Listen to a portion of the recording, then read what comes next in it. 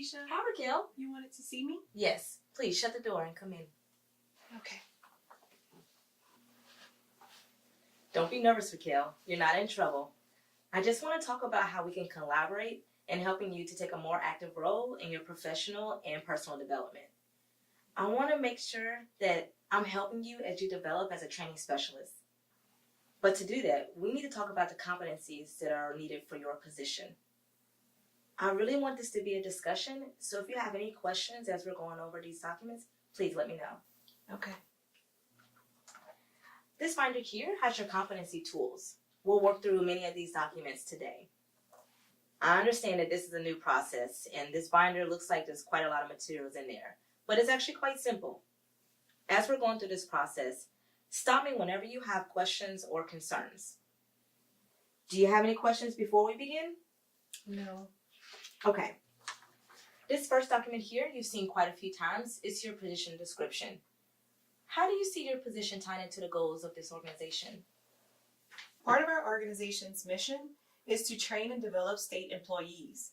As a training specialist, I design training to engage state employees. Right. The position description's purpose is to classify your job by its duties. It gives us a high-level snapshot of your job. The model we're using today will help us to understand what those duties look like in action. So here are the competencies that are needed for your position. A competency is basically what a person does that makes them good at what they do. These competencies here are what's critical for your position specifically.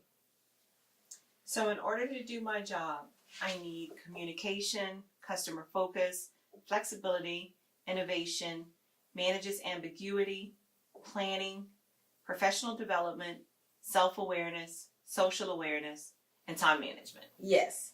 Plus, these state 8 competencies here, but we'll get to those in a minute. Let's take a deeper dive into these competencies that are specifically for your position. This document is a job competency rubric. It has the competencies for your position, a working definition, and 4 behavior levels. These definitions help us to have one meaning when we're referring to each competency. For example, look here at initiative. We both know what initiative means, but what it looks like may be different. Now, with these definitions on this rubric, we have a shared understanding and a shared meaning. So when you say I need to show initiative in my job, you mean the ability to act first or on one's own to come up with a new or improved process, product, service, or solution that helps the organization achieve or advance its mission? Yes. These first 8 competencies you see are your state 8 competencies. Have you heard of these competencies before? Basically, each person, no matter their position, needs these 8 competencies in order for them to be successful.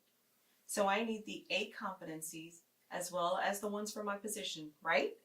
That's a good question. Yes. You may find that you're already familiar with many of these competencies already.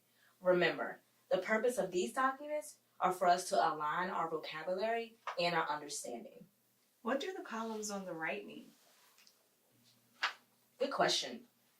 So these levels describe the behaviors that you would exhibit as you grow to mastery in each competency. For example, if you're at the developing level, then this means that you require much more support to complete your task. At the progressing level, you require some support from your supervisor to complete your work task. Here at the accomplished level, this means that you can complete your task independently. This accomplished level here is where we want you to be. This is our goal. I want you to take some time to go through ethics and integrity on your own. I want you to reflect on your performance in each behavior level. If I score myself at the developing or progressing level, would this show up in my PES? No. In no way is your reflection on this rubric tied to your performance evaluation. It helps me to understand where you feel like you need to grow and develop. And then later, we can develop a practice plan for those areas for improvement. I've taken the ethics training and know what I'm supposed to do or not supposed to do. And I followed those standards and used the state resources responsibly. I also complete my work and task.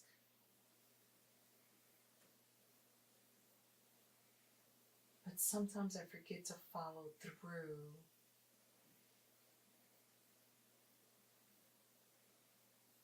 And that causes my teammates to doubt when I agree to do something. So, what is your overall score? I don't know. I'm split between the progressing level and the accomplished level. Well, it's not definite that you're at the accomplished level yet, and that's okay. That gives you an opportunity to fail forward. Fail forward? What does that mean? It means as you make mistakes, you learn. And as you learn, you're growing.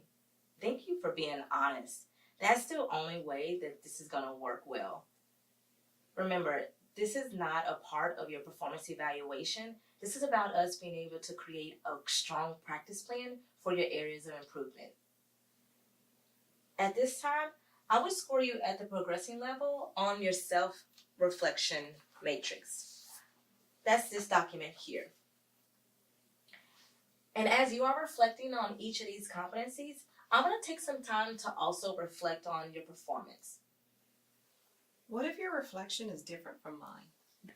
That's a good question. It will happen. And when it does, we'll come back together and take an opportunity to discuss any areas of misalignment. So you mean if I rate myself at the accomplished level, but you rate me in the progressing level, that we'll come together and talk about why we rated that level? Exactly. This is about us aligning our vocabulary and standardizing our expectations. So based on that discussion, we'll be able to get on the same page. Then it shows on my PES? No, your evaluation is separate from this model. Think of it as a fan who is pulled into playing a championship game. They don't have the skills that they need to perform at the championship level. And the coach knows that they need training and development. And as they train and practice, they get better. Well, this analogy is the same as this process. You're already working in this position, and I understand that you're not at the accomplished level in each competency yet. It's going to take a plan, some time to practice, your self-reflection, and some timely feedback from me to make sure you are working toward your goals. Timely feedback. Does this mean that we're going to meet more often? Yes, I actually like to schedule weekly meetings for the next month. I want to make sure that you are comfortable and familiar with these documents as we use them. Before the next meeting, please take some time to go through and self-reflect on each of these competencies. Then, record your final results on the self-reflection matrix. I'll also complete my reflection using the same rubric. At the next meeting, we'll review our reflections and discuss any areas of misalignment. What questions do you have? I'm just anxious. It seems like a lot of information all at once.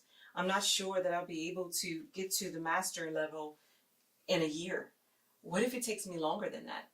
That's okay. It may take 6 months to build mastery in these competencies or years. Remember that fan that was thrown into the championship game? We will not set a goal that is unrealistic to be at an accomplished level in each competency by a certain time, because it's not about time.